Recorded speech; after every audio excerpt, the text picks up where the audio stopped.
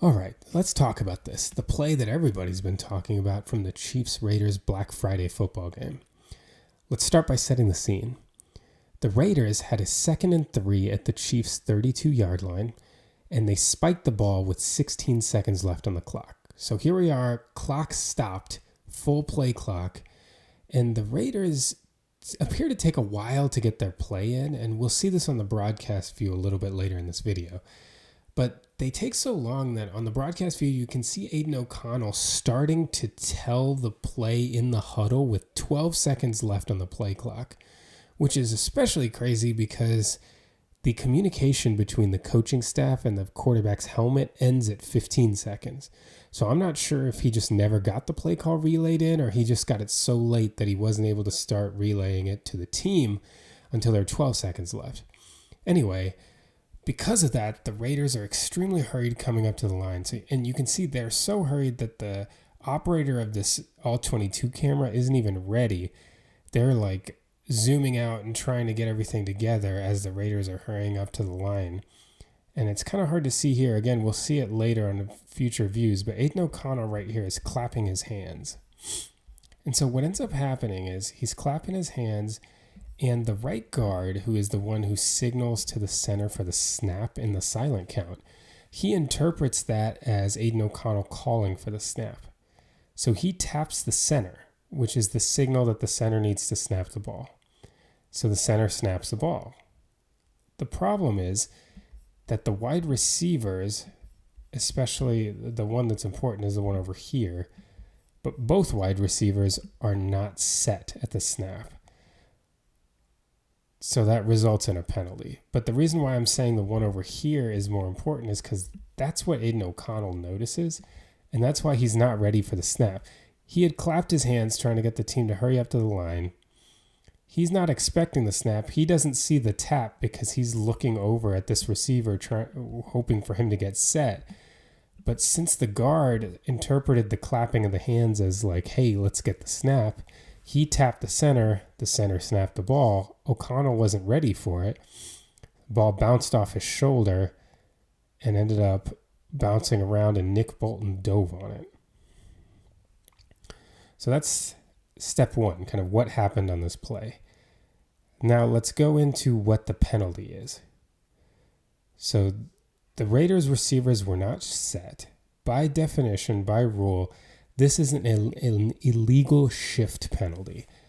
If your players are not set for at least 1 second, all 11 players don't get set for at least 1 second before the snap, this is an illegal shift. The illegal shift is not a dead ball penalty. So that means that the result of the play will stand, and you can decline the penalty if you are the defense. One of the things that people noticed was the official comes in here and is signaling the false start hand motion. And so people went back into the rule book and noticed that in the last 2 minutes of the first half or of the game, a failure to get set illegal shift penalty converts to a false start. And the reason why they point this out, why that's important, is because that would be a dead ball penalty, which would mean the play doesn't stand. But there's one added bit, if you actually read the rule book, is that this only happens if the clock is running. But like I said earlier, the Raiders had spiked the ball on the previous play. The clock was dead. So that exception where it converts to a false start does not apply. This is still an illegal shift penalty, and therefore the Chiefs were able to decline it and take the result of the play, which was a fumble recovered by the Chiefs. Let's see it over here, because the end zone view kind of gives you a different, better view, I should say, of what's going on from Aiden O'Connell's perspective.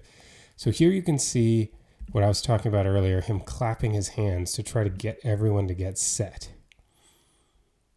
There he is, clapping his hands, saying, let's go, let's go, let's go. And you can actually hear it on the broadcast view, which, like I said, we're going to check into in a minute.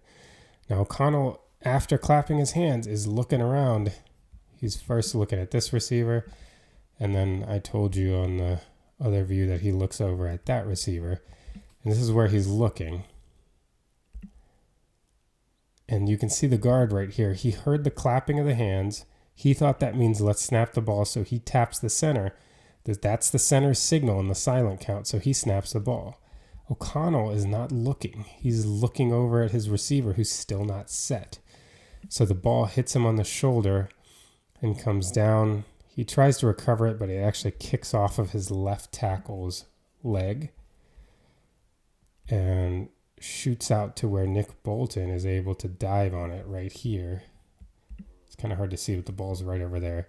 So Nick Bolton's able to dive on the ball here and recover it for the Chiefs. Now, so we talked about why this is not a false start penalty, right?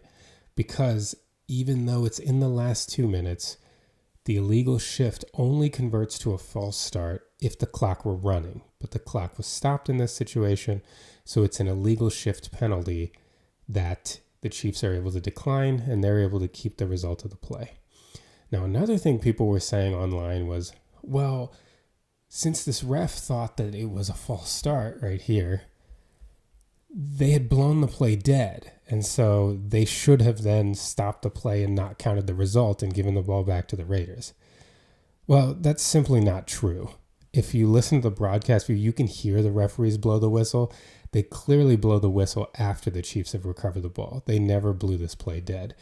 And let's actually play the broadcast version with audio so that you can see it yourself and hear that the play was never blown dead in this situation. With a broken thumb, has no chance other than to work his mind to stay sharp in this game and flawlessly moves this offense into field goal range. It would be a 50-yard field goal from here. Drops it. Flag is thrown though. Flag will stop it. 4 seconds went off the clock, but what is the call? Ultimately, this play was a fumble by the Raiders, recovered by the Chiefs, and the refs got it right. It was an illegal shift. The play was blown dead only after the fumble was recovered, and the Chiefs got the ball and were able to decline the penalty. Wasn't the prettiest way for the Chiefs to win, and they definitely got lucky. But if you're really going to apportion blame on this play, I think it's got to be with the Raiders coaching staff. I'm not really sure how, after they had spiked the ball and had a full play clock with the clock stopped, they weren't able to get a play in and get set until the very end, which is what led to the confusion, the chaos, and the ultimate early snap by the center, which caused a penalty and a fumble, and which handed the Chiefs the win.